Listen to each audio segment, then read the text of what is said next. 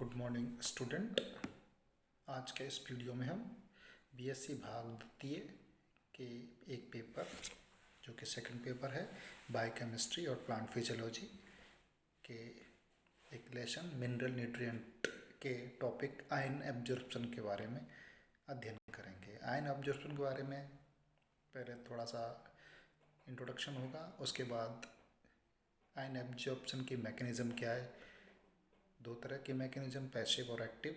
उसके बाद पैसिव के बारे में अध्ययन करेंगे। पैसिव तीन प्रकार से हो रही थी, डिफ्यूजन, मास फ्लो और आयन एक्सचेंज। तो सबसे आयन एक्सचेंज के बारे में, आयन एब्जॉर्प्शन के बारे में अध्ययन करेंगे। तो आयन एब्जॉर्प्शन क्या है कि जो कि मिनरल्स हैं, लवणों का मुख्य सोर्स क्या होता है, सॉइल, मिट्टी होती है। तो जो मुख्य सोर्स सॉइल, मिट्टी है, उस सॉइल में मिनरल्स तीन स्टेजेस में, तीन अवस्थाओं में मिलते हैं। डिजॉल्व्ड अवस्था में, एडजॉर्ब्ड अवस्था में यानी कि मिट्टी के कणों से चिपके हुए, और कंबाइंड अवस्था में। तो तीन प्रकार की अवस्थाओं में मिनरल्स मिलेंगे, डिजॉल्व, एडजॉर्ब और कंबाइंड फॉर्म के अंदर।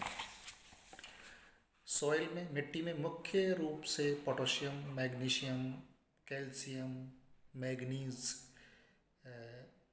फेरस, कॉपर, कोबाल्ट, जिंक और अमोनियम आयन के कैटाइंस पाए जाते हैं। इसी के साथ साथ सल्फेट, नाइट्रेट, हाइड्रोक्साइड, फास्फेट इत्यादि के एनाइंस भी पाए जाते हैं।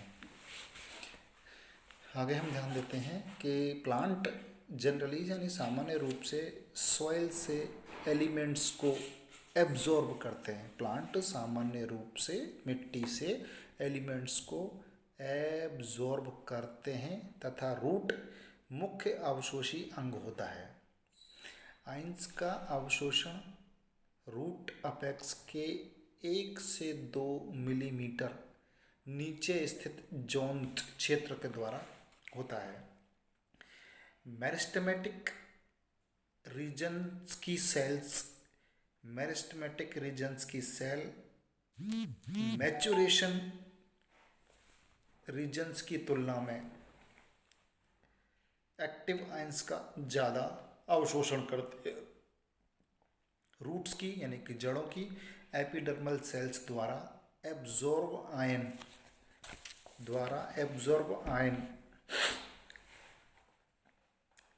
एक कोशिका से दूसरी कोशिका में प्लाज्मोडेस्माटा से होकर अर्थात सिम्प्लास्ट माध्यम से रूट के जाइलम में ट्रांसफर होते हैं।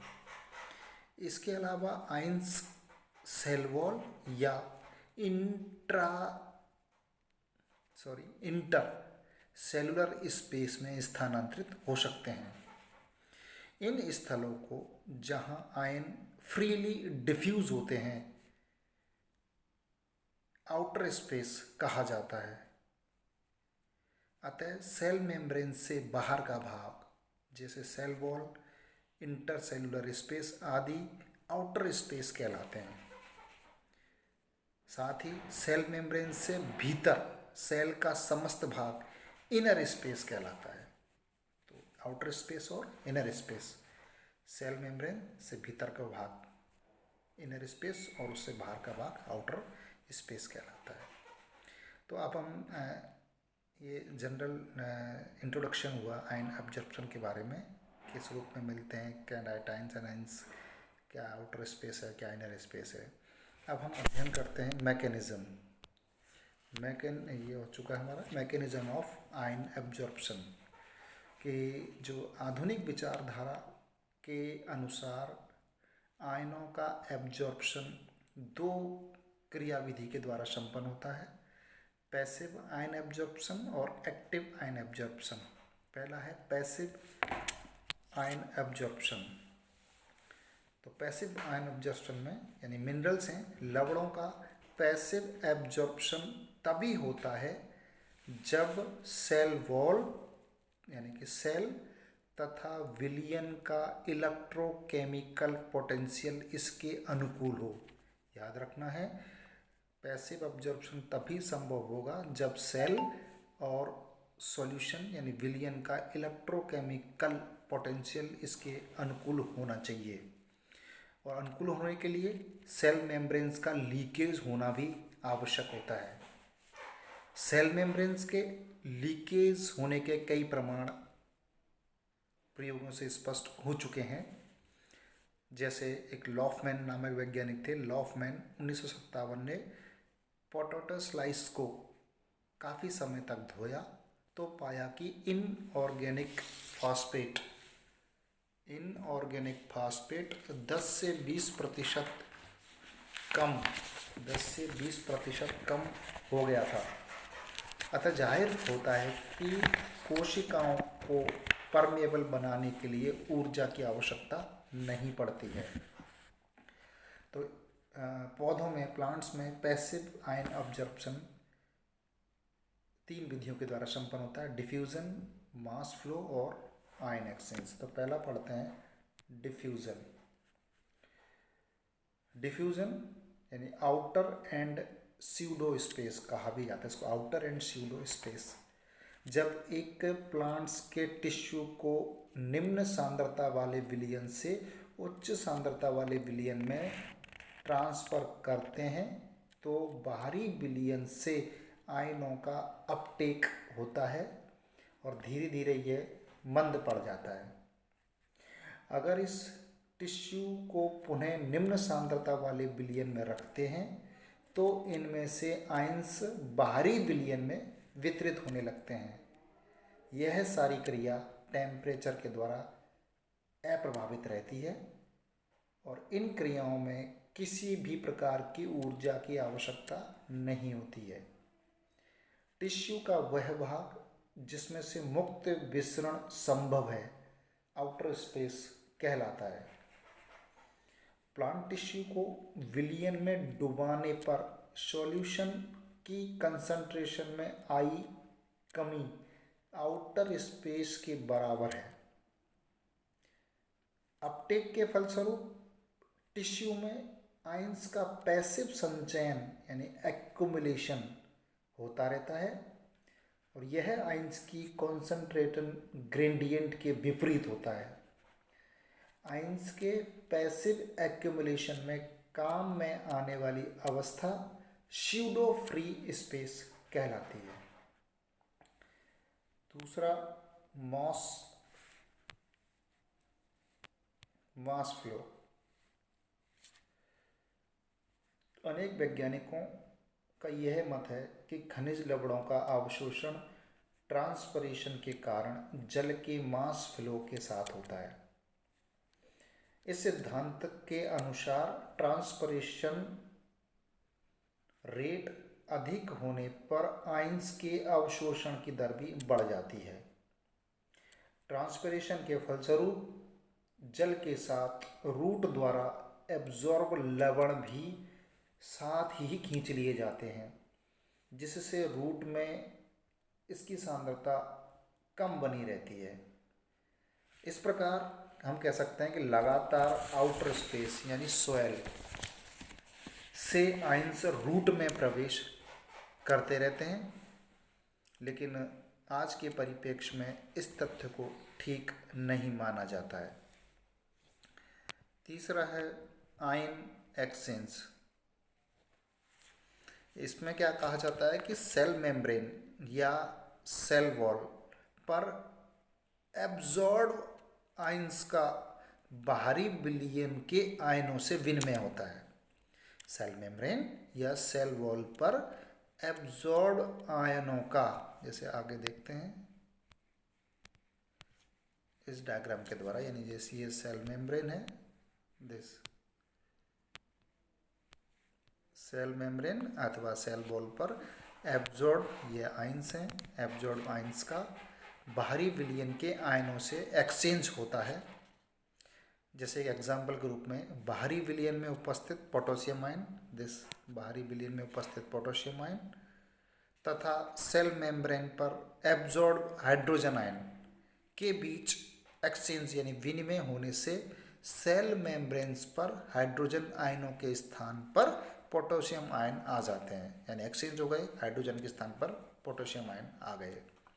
इसी प्रकार एनाइंस का फ्री आयन से एक्सचेंज होता है, एनाइंस का फ्री एनाइन से एक्सचेंज होता है।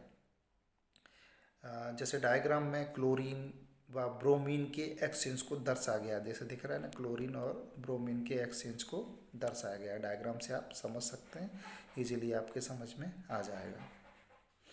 और यहाँ पर भी हम जाने के आयन एक्सचेंज को भी हम दो परिकल्पनाओं से समझ सकते हैं।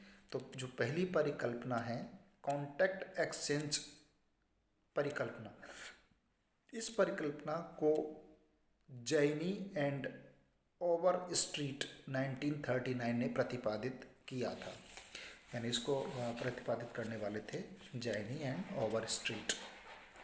उनके अनुसार यह आवश्यक नहीं है कि आयन सॉइल सॉल्यूशन में डिसॉल्व स्टेज में हो। जब एक सतह के आयनों के दोलन आयतन दूसरे सतह के दोलन आयतन पर ओवरलैप कर जाते हैं तो आयनों का एक्सचेंज हो जाता है। समझे, आयनों के एक्सचेंज के लिए जरूरी है कि डिसॉल्व अवस्था में हो। जब एक सतह के आयनों का दोलन आयतन दूसरे सतह के दोलन आयतन पर ओवरलैप हो जाता है तो आयनों का एक्सचेंज संभव हो पाता है। जैसे डायग्राम में आप देख सकते हैं दिस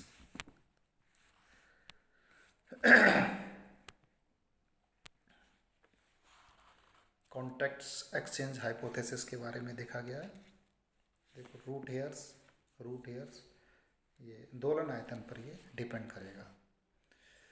नंबर 2 दूसरी हाइपोथेसिस है carbonic acid exchange hypothesis. Carbonic acid exchange hypothesis यानी कार्बन डाइऑक्साइड एक्सचेंज हाइपोथेसिस। इस सिद्धांत अथवा कॉन्सेप्ट के अनुसार कार्बन डाइऑक्साइड सॉइल के वाटर में डिसॉल्व होकर H2CO3 बना देती है, यानी HO2 यानी H2O पानी प्लस CO2 H2CO3 और H2CO3 हाइड्रोजन आयन और कार्बोनेट आयन में परिवर्तित होती रहती है। तो जो मिट्टी में हाइड्रोजन आयंस व HCO3 आयंस बन जाते हैं, क्योंकि वो पहले बने उसके बाद डिसॉल्व हो गए तो हाइड्रोजन आयन और HCO3 आयंस बन गए। तो सॉइल सॉल्यूशन के हाइड्रोजन आयन सॉइल पार्टिकल पर एड्सॉर्ब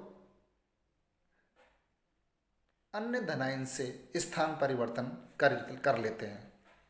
इसी प्रकार HCO3 आयंस सॉइल पार्टिकल पर एड्सॉर्ब एनाइन से स्थान परिवर्तन कर लेते हैं। जैसे ये दिखा रखा है, आपने देखा CO2